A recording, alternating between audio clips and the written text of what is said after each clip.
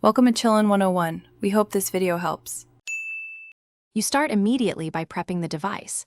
Make sure your Huawei has more than 20% battery and is unlocked. Open Settings and navigate to System and Updates or About Phone because that's where the build metadata lives. You need to find the build number or MUI version entry. This is the trigger. Once you find it, get ready to tap repeatedly. This step exposes the control.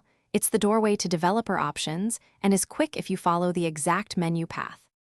Now you trigger access. Tap build number 7 times in rapid succession. A small message will count down to developer mode. If the phone asks, enter your PIN or password to confirm. It's a security check, so only you can enable it. Once confirmed, back out to System Settings, and you will see Developer Options as a new menu item.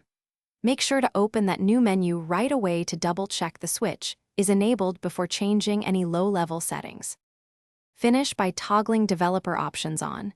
If you need device access for a PC, enable USB debugging here and accept the RSA key when prompted.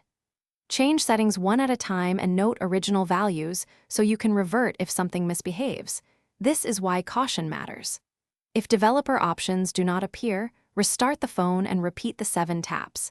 If still missing, ensure you accessed the correct build number field and that the device policy does not block developer mode.